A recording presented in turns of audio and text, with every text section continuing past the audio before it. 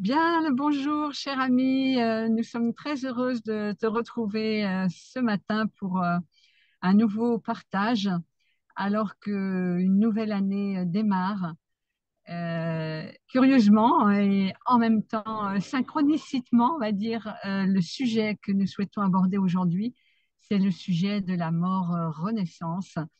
Donc, bienvenue sur cette thématique qui touche beaucoup de personnes en ce moment.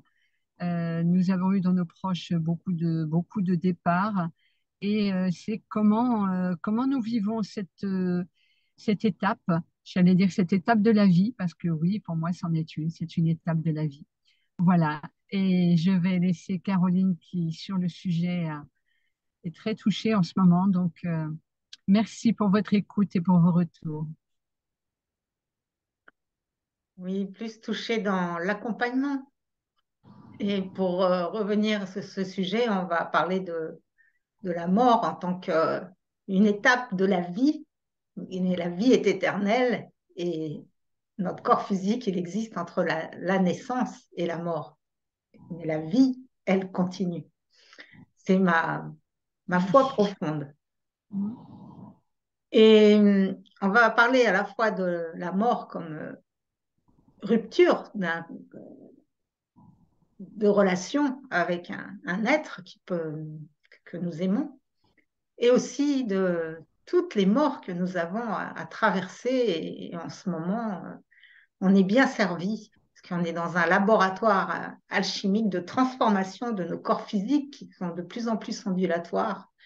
Et on parlera aussi de ce sujet, de comment on accompagne bien, tous ces changements. Et je vous rappelle, pour ceux qui ne connaissent pas, donc je suis vétérinaire, que j'ai exercé pendant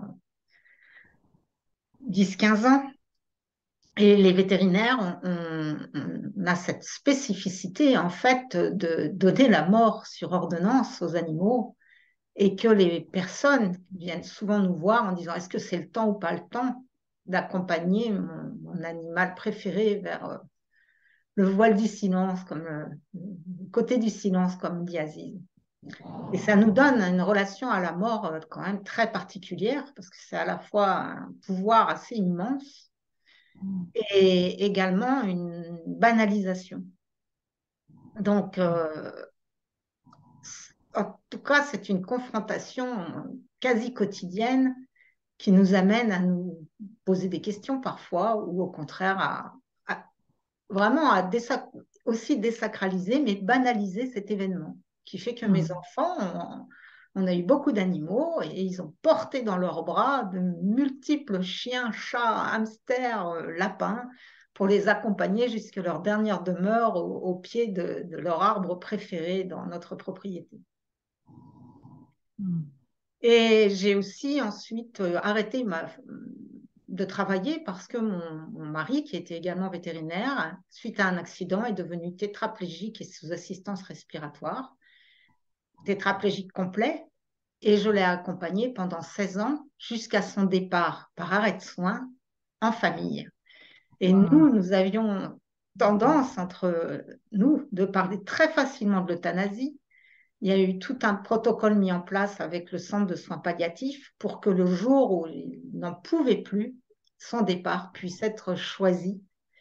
Et comme c'est un arrêt de soins, grâce à la loi Leonetti, c'était tout à fait dans les clous au niveau de la loi.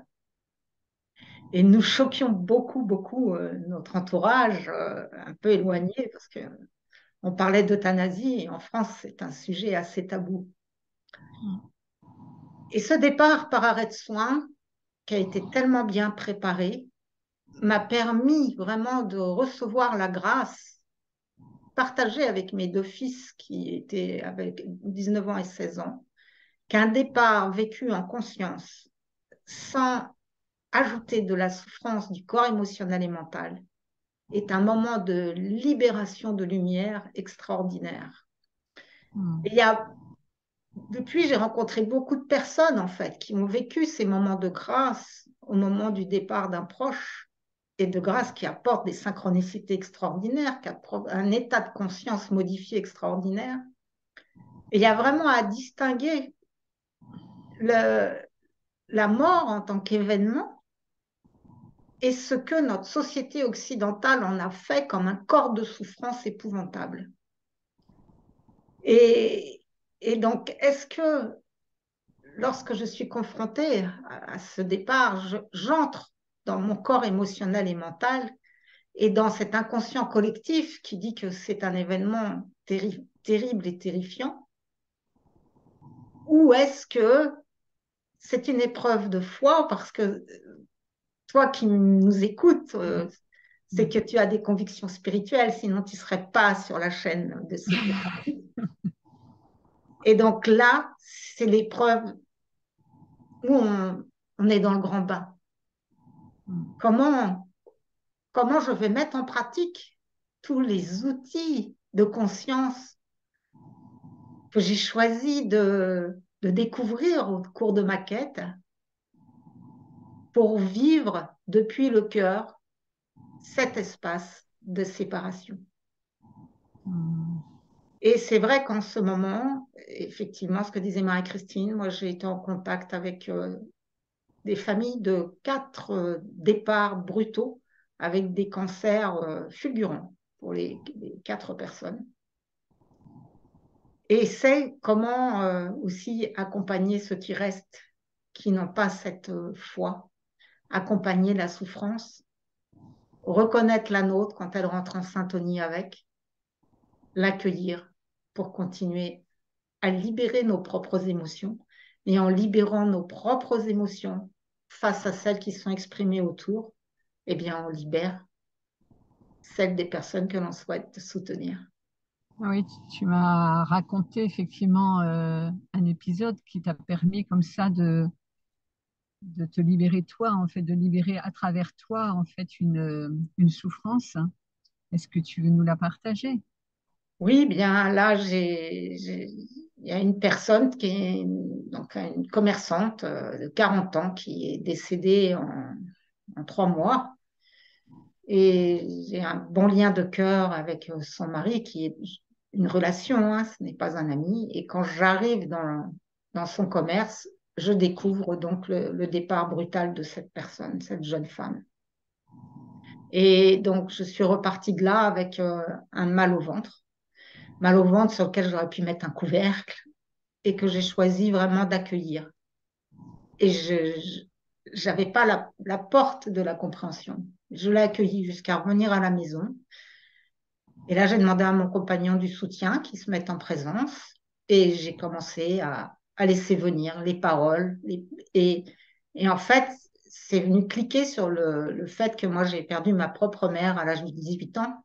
Et donc, il y avait une identification avec les adolescents aussi que cette mère de famille laissait. Et aussi le fait qu'ils étaient au boulot parce que c'est un commerce avant Noël. Et ils n'avaient pas le temps de faire quoi que ce soit au niveau de deuil, il fallait juste qu'ils travaillent. Et ça m'a ramené à un propre décès de ma mère, où moi, ça a été fait en 48 heures et je suis retournée en classe préparatoire sous anxiolytique donné par mon père médecin et en n'ayant pas le droit de pleurer, quoi. Et donc, c'est venu réveiller cette blessure de la non-intégration de temps de deuil du moment de ma mère. Et ça, ben, une fois que ça a été vu à nouveau, eh bien, je pouvais être dans un accueil serein des émotions de ces personnes qui étaient en train de vivre la même chose.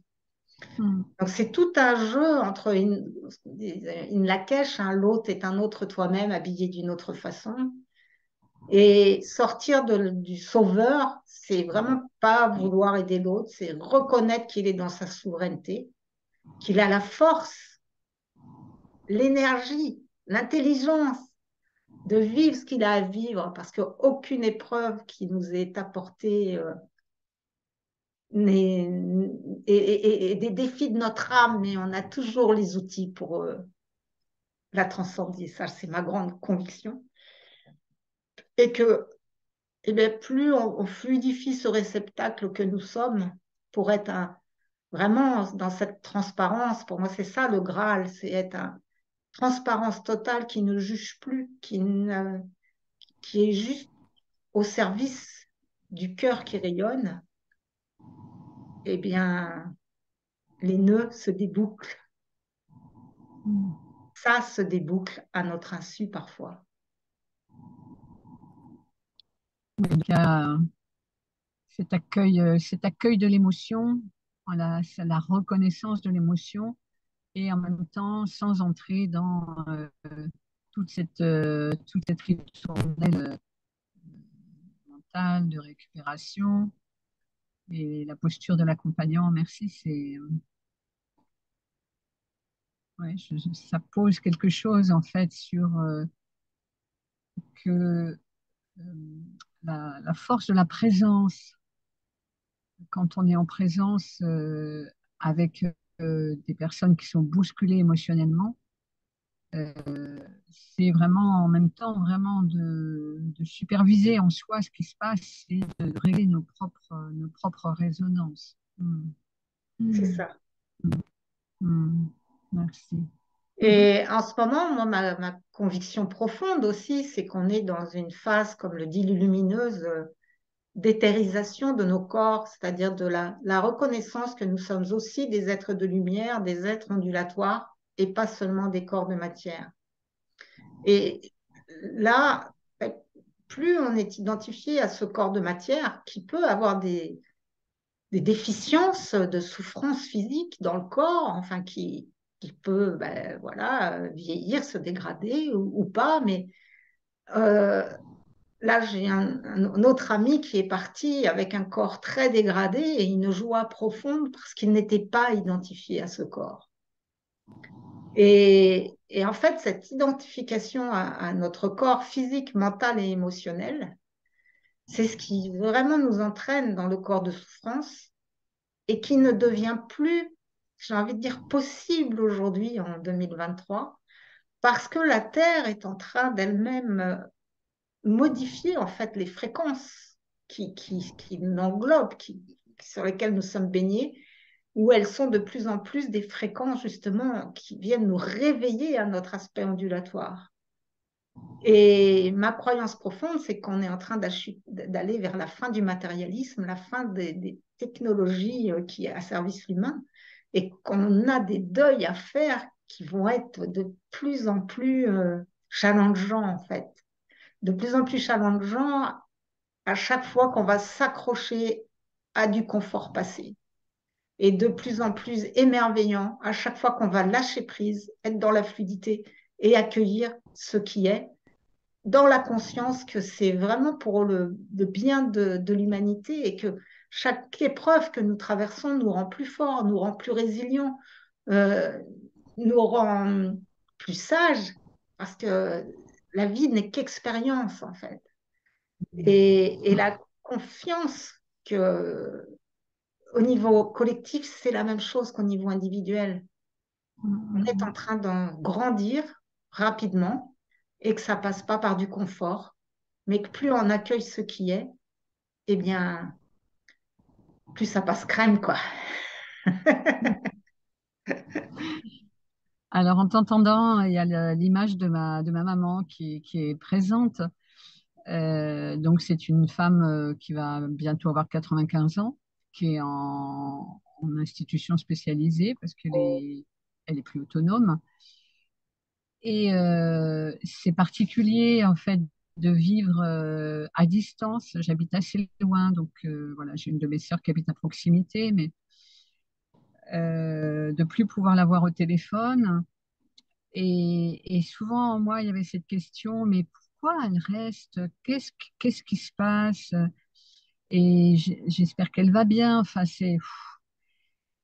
et de mon point de vue, j'ai réalisé que j'avais quelque chose. Je me disais, on ne peut pas être dans un corps dégradé et aller bien. Et en fait, j'ai été la voir à Noël et elle m'a exactement confirmé l'inverse. Donc, elle a un peu des difficultés à parler maintenant. Elle dort énormément. Elle dort à peu près 20 heures par jour. Et donc, elle a du mal à trouver ses mots. Et je lui pose la question, je lui dis, et comment tu te sens dans ton cœur? Elle me dit, je me sens paisible. Et avec sa voix, là, parce que c'est un miracle quand elle arrive à articuler une phrase, paisible. Ah, je dis, ça, c'est vraiment magnifique. il y avait la vibration qu'elle est avec. Et puis je lui dis, mais quand tu dors, où est-ce que tu vas? Et elle me dit, je vais chercher. Ah, je dis, tu vas chercher. Waouh. Et elle me dit, oui, c'est mon métier. Et alors là, j'ai senti quelque chose elle est installée dans sa conscience euh, et dans sa paix intérieure, dans un corps qui est vraiment maintenant, voilà, la plupart du temps fauteuil roulant, elle a des difficultés à manger, enfin vraiment, c'est le bout du vieillissement. Et c'est ce que Caroline, tu étais en train de dire, c'est-à-dire que c'est vraiment moi de gérer mon émotion et ma peur, mon regard en fait sur ce, ce- ce corps de matière en fait qui s'en va. Et en même temps, bah, oui, la présence est là. Et cette femme, ma maman, vit des jours heureux en fait. Et ça me fait un drôle d'effet de vous le déposer comme ça. Je sais que ça concerne beaucoup de personnes. Et ce qui était présent, c'est dans la mesure où on reste là, il y a quelque chose qui est là et qu'on a à vivre et qu'il est bon qu'on vive pour soi ou pour les autres, quelle que soit la forme, parce que il peut y avoir des formes où il y a beaucoup de douleur, par exemple, et en même temps, c'est aussi un défi de traverser la douleur. Voilà, donc je le dépose parce que notre regard sur le corps a vraiment besoin d'évoluer. Effectivement, ce qui compte, c'est ce qui se vit, ce qui rayonne et la manière dont on respire l'instant. Merci d'être à l'écoute de ce moment. Ah, je vais être un moment un peu dur parce que mon père est parti dans son corps de souffrance. Et c'est lui reconnaître sa responsabilité et son choix. Je veux dire, il avait deux filles qui étaient dans une ouverture spirituelle importante, mais c'est un homme qui, même pendant un moment, refusait de rentrer dans les magasins biologiques. C'est son choix. Il restait sur le trottoir. Et voilà, et donc il y a vraiment à se rendre compte qu'on n'est pas des sauveurs et, et que dès qu'on rentre dans l'idée de sauver l'autre, ben, ça veut dire qu'il y a un sauveur, il y a une victime, et uniquement d'accompagner l'autre dans ses propres choix, quels qu'ils soient. Ça, c'est challengeant avec nos proches. Je ne vous dis pas que j'y arrive toujours, Ouais. mais ça fait partie du chemin, c'est-à-dire que c'est toujours cet observateur. Je peux me voir déraper, avoir envie d'aider l'autre qui m'a rien demandé, et dire, ah, je me suis encore fait avoir, et de revenir dans cette conscience que l'autre est souverain. Et on pourrait dire quelque part, il est en train de nous aider à intégrer cette dimension du passage vers le plan subtil. Euh, c'est de la gratitude, en fait, pour ce qu'il vit, puisque grâce à ce qu'il vit, il informe tout le champ et on en bénéficie en direct et en indirect. Mm.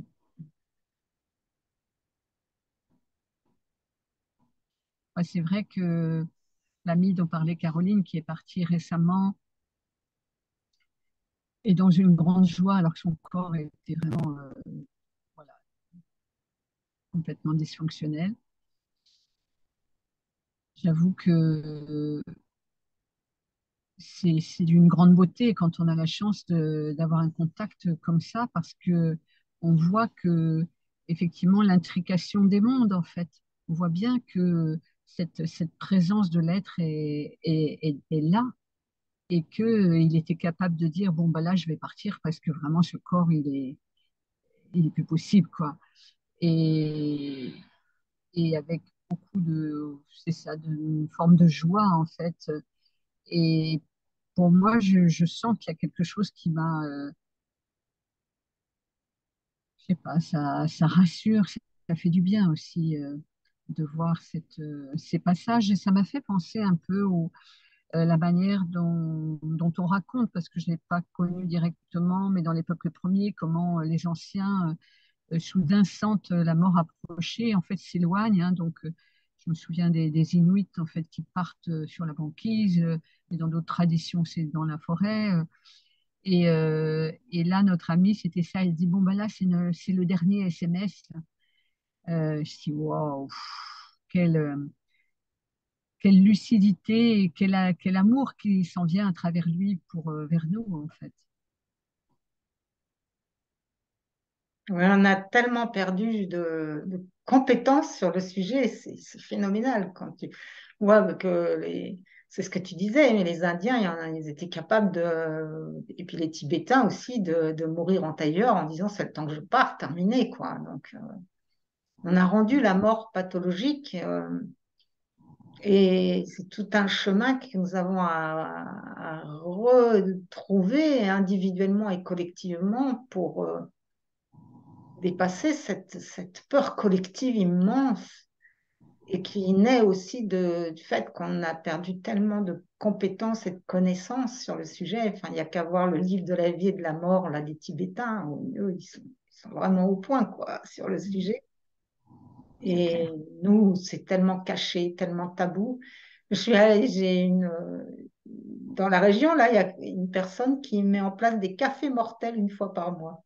Le nom est un peu choquant. Et en fait, c'est un concept, voilà, je vais pas dire, et qui est en fait d'offrir un espace de parole. C'est des cercles de partage autour de ce sujet, parce qu'il n'y a nulle part où en parler.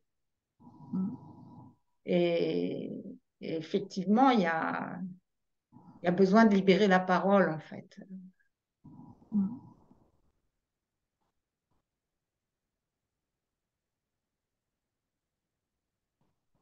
Oui, c'est la mort comme une phase de la vie.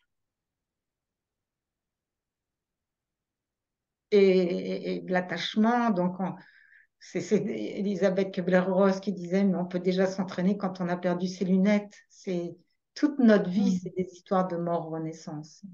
Et nos atomes, il faut se souvenir qu'en fait, au bout d'un an, il n'y en a plus un qui est le même qu'avant. Et ce qui maintient notre corps physique, mental, émotionnel dans une forme apparente de continuité, c'est justement cette signature électromagnétique, donc ces croyances figées qui fait qu'on reste à l'identique tout en vieillissant, puisque c'est le champ aussi collectif dominant. Et Oui, en accueillir quelque tous les sorte, deuils et pas dire c'est pas grave. C'est, parfois, il y a des personnes aussi qui disent ah, mais je vais pas me plaindre pour ça, il y a bien plus grave. Ben, peut-être, mais toi, si tu es touché dans ton corps émotionnel et mental, ça active ton corps de souffrance et il y a à en prendre soin, même si c'est parce que tu t'es cassé un ongle. Il n'y a pas de jugement de valeur sur qu'est-ce qui va t'affecter ou pas. Il y a à prendre soin de tout ce qui t'affecte pour justement devenir de plus en plus résilient vers les choses plus grandes qui peuvent t'affecter. C'est un entraînement, je dirais, quotidien à la résilience, par l'accueil de qui tu es, dans tes émotions, dans ton mental, sans jugement, en développement de l'observateur, et grâce à des pratiques quotidiennes que l'on partage avec Marie-Christine dans nos stages et dans nos rencontres en groupe fermé, puisque tout ça, ça demande d'être partagé à partir d'un espace sacré, d'un espace de sécurité. Et voilà. Et sur YouTube, nos paroles sont là pour semer des petites graines, mais les initiations, les transformations, elles se font en présentiel ou lors de nos ateliers sur Zoom. merci, merci pour ton écoute. Moi, je repars à la fin de cette vidéo avec cette notion du passage. En fait, on a souvent la sensation d'être entre deux mondes. Enfin, en tout cas, moi, je sais, Caroline, c'est pareil. C'est-à-dire que on vit des moments où en fait, on est au paradis. Notre vie est fluide, elle est facile, elle est joyeuse, elle est extraordinaire, les synchronicités, etc. Et puis en même temps, ben, on a conscience qu'on est dans un monde qui est plutôt un peu hard, voire très hard par moments, etc. Et je me rends compte que ce qu'on vient de poser par rapport à la mort, c'est la même chose, c'est ce passage en fait entre l'identification au corps de matière avec toutes les réductions que ça entraîne, et puis cette conscience qu'il y a l'être qui est plus vaste, qui est ondulatoire. Et effectivement, c'est d'apprivoiser en fait ce passage de l'un à l'autre. Et effectivement, c'est ce qu'on vit également dans les pratiques, puisqu'on active la fusion avec le corps de lumière, avec l'être. Simplement, là, ma conscience est un peu plus ouverte grâce à tes bons partages, Caroline. Merci. Et merci à vous d'être là pour nous permettre d'activer tout ça également. Et puis, ben, le meilleur pour vous dans cette période, effectivement, bien challengeante de ce point de vue, sur cette thématique de la mort et du passage vers la vie plus vaste. Donc, merci de partager si cette vidéo vous a plu et puis de vous abonner avec les notifications et également de vous abonner sur Souffle Quantique à la newsletter de manière à recevoir toutes nos actualités en avant-première. Merci beaucoup. À bientôt.